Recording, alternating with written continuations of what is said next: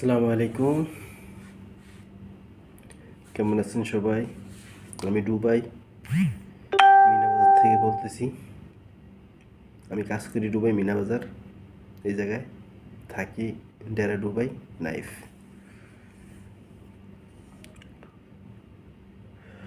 তো আমার একটাই কথা, মানুষ বলে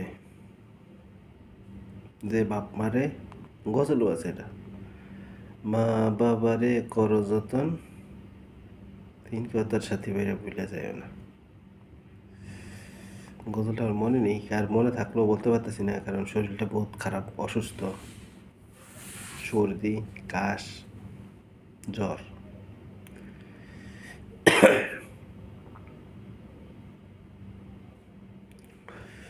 মা বাবারে যত্ন করে, মা বাবারে দেখাশোনা করা, বাপ মারে ভালো মতো খাওয়ানো, মা বাবারে কষ্ট দিলে নামাজ রোজা যায় ফেলে। ওকে, এটা আমিও মানি। আল্লাহ তৌফিক দিতে হবে আমারে, আমি যে বাপ মারে খাওয়াইতে পারি, আল্লাহ এই তৌফিকটাও আমাকে দিতে হবে। আমি 1500 টাকা বেতনে চাকরি করি। 1500 টাকা বেতনে চাকরি করি, তার ভিতরে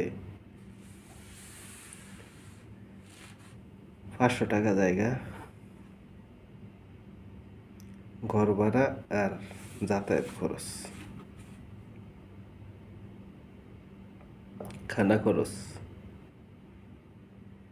জায়গা 300, 800 টাকা থাকে, কত 700 টাকা, 600 টাকা দেশে পাঠাই, 100 টাকা নিজের থেকে রাখি, ওষুধ ওষুধ বড়ি খাওয়া লাগে। যেমন এই যে এই মাসে দাঁত একটা ফালানো লাগছে, দাঁতের সমস্যা ছিল, দাঁত ফালাইছি,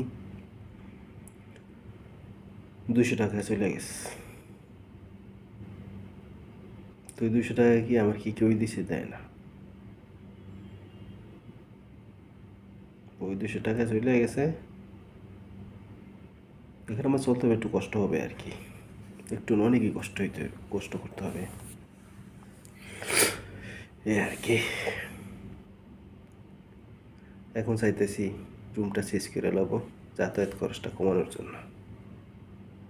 সবাই দোয়া করবেন।